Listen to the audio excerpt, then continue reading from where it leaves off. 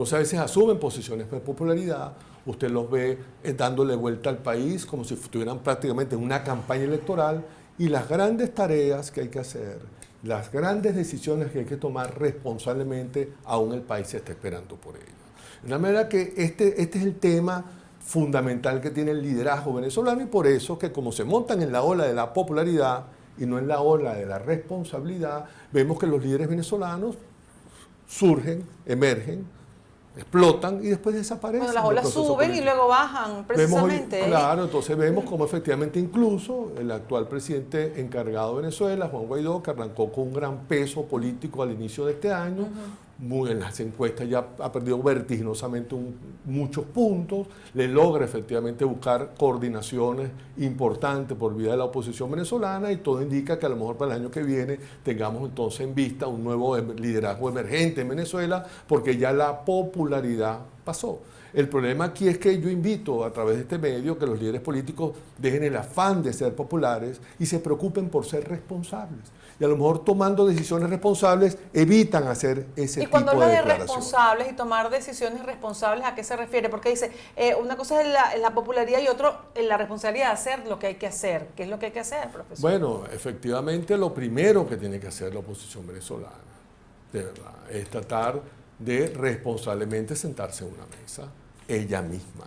O sea, no, ella misma, la oposición. Claro, por supuesto. O sea, estamos dando dos declaraciones que coinciden, ¿verdad? Julio Borges por un lado y María Corina Machado por el otro. Pero sabemos que tanto el grupo que acompaña a Juan Guaidó, entre ellos Julio Borges, y el grupo que acompaña a María Corina Machado, no tienen relaciones entre sí, las relaciones son tirantes, están continuamente debatiendo en las redes sociales, y bueno, eso genera por supuesto un problema importante de articulación, un problema importante de expectativas ciertas, pero sobre todo genera desesperanza en la población. La población quisiera ver un grupo de líderes políticos totalmente responsables, actuando al unísono, con una estrategia clara frente al país, que se le hable de una manera frontal de lo que sucede en Venezuela. Por ejemplo, le pongo un caso.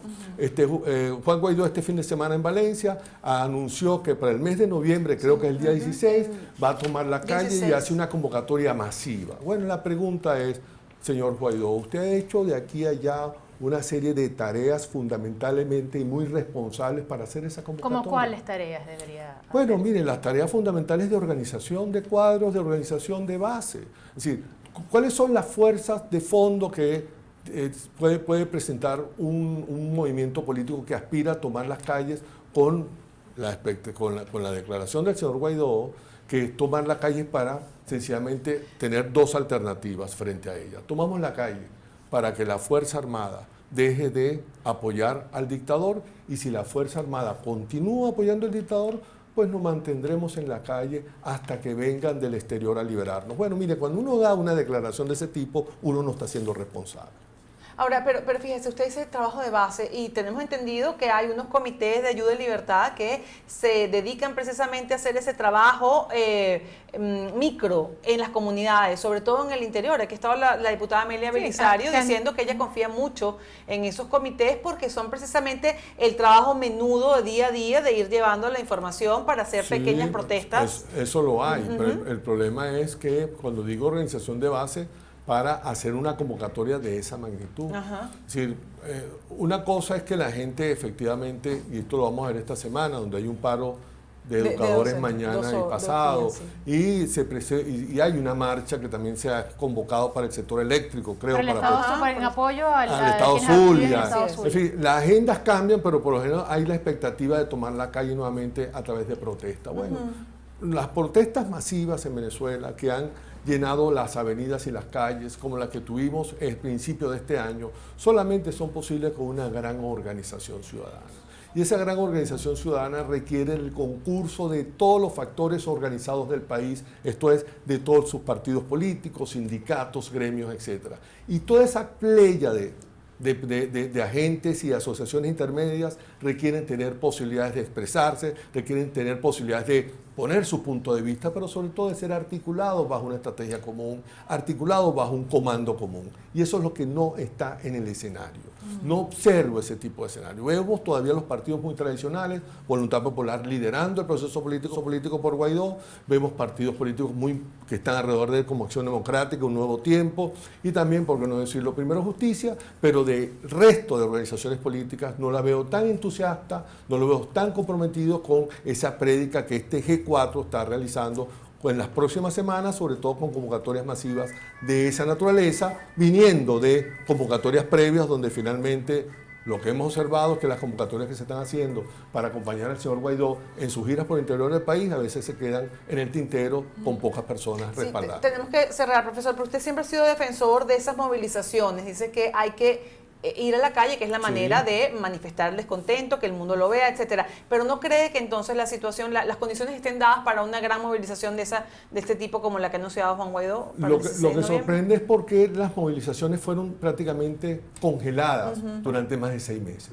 Hace más de 6 meses que en Venezuela no se protesta organizadamente, articuladamente, por una gran tarea, por un conjunto de problemas que hay en Venezuela y que pareciera están pasando debajo de la mesa. Aquí nos sorprendemos porque en Chile protestan y prácticamente queman Chile porque se aumentan 30 pesos en el metro. En Venezuela lo único que no aumenta es la vida y aquí nadie ni siquiera tira un silbador. O sea, nadie ni siquiera sale con una cacerola a la calle. El problema es por qué tú congelas durante 5 o 6 meses la protesta social y de repente, ¿Y por qué cree usted que se congeló la protesta? No se congeló la protesta social, porque la protesta está allí. De eso da cuenta, por ejemplo, el Observatorio de Conflictividad Social. Sí. Pero, digamos, estas grandes movilizaciones, estas grandes manifestaciones en emblemáticas calles y avenidas de Caracas y otras ciudades, no las hemos visto. No se ha visto más. ¿Qué ocurrió desde su punto de vista? Bueno, lo que ha ocurrido sencillamente es porque se ha jugado, digamos, se ha optado por un proceso de puertas cerradas, de un proceso de diálogo y negociación, buscando la manera de articular un tipo de transición política por vía de una negociación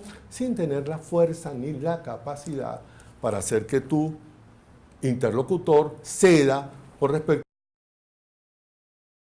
a aquí decir, bueno, que renunciemos los dos y nos contamos los dos. El problema es qué estímulo, qué incentivo tiene el señor Maduro para renunciar. ¿Cuáles son? ¿Qué fuerza tienes tú para obligar al señor Maduro a tomar una u otra opción? No tienes ninguna fuerza, no tienes nada para negociar. De manera que conversar con el régimen político significa en buena medida tener algo que tú puedas cederle al régimen político, Y el apoyo de más de 56 países al gobierno de Guaidó y la mayoría, el apoyo del país, porque así lo han dicho las encuestas, aunque esté bajando Juan Guaidó en popularidad, pues la mayoría del país no está de acuerdo con Nicolás Maduro, con la política de Nicolás Maduro, ni la calidad de vida que tenemos con Nicolás Maduro. Eso no es un aval suficiente para sentarse en esa mesa y decirle, bueno, renuncia tú, renuncio yo. No, puedes tener un aval para que el régimen político te reconozca, y eso es lo que ha hecho el régimen político con Maduro. Reconoció a Guaidó y lo invitó a sentarse vía mediación de Noruega. Pero una cosa es esa, y otra cosa es que la revolución admita dos aspectos que la oposición le está exigiendo a la revolución. Uno, que hizo fraude el 20 de mayo del 2018, y 2, que usurpa el poder. Esas dos solicitudes, la revolución jamás lo va a aceptar. Y no lo va a aceptar porque no tiene nada que la obligue a aceptarlo.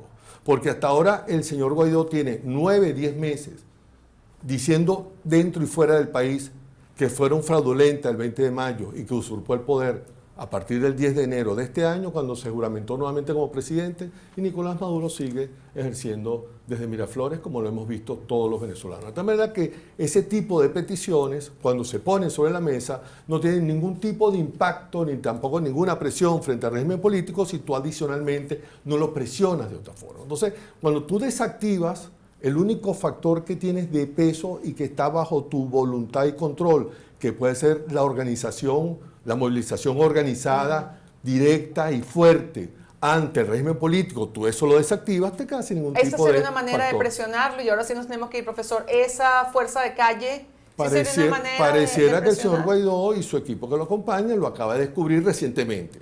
Cuando convoca el 16 de noviembre a una gran movilización para tratar de decirle a la Fuerza Armada no apoye más el régimen, porque si lo sigues apoyando, seguiremos en las calles hasta que vengan a liberarnos, textualmente de Guaidó. Bueno, eso lo pudiste haber dicho el 20 de mayo de este año, cuando se cumplía un año de la usurpación, de la fraude electoral. ¿Lo vas a decir ahora el 16 de noviembre?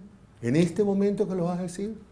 Esa es la gran discusión que hay, y más aún cuando la Fuerza Armada venezolana, después del estigma de 1989, de febrero del 89, está viendo cómo se reprime a los pueblos en Chile, en Perú, en Ecuador, masivamente por vía de las Fuerzas Armadas, y la Fuerza Armada está viendo incluso con simpatía que ese es el papel de la Fuerza Armada de una nación, reprimir las protestas populares. Entonces, bueno, vamos a ver qué sucede en los próximos días. Lo que es cierto es que desde este punto de vista creo que la única forma que el 16 de noviembre podamos ver las calles nuevamente full de gente entusiasta y comprometida de seguir presionando hasta que pueda efectivamente el régimen Maduro entender que no le va a ser fácil mantenerse en el poder, como es la promesa del señor Guaidó que hizo este fin de semana en noviembre en Valencia, será cuando todas las fuerzas políticas, incluyendo la fuerza importante que representa María Corina Machado, esté alineado en esa misma dirección, y esto requiere necesariamente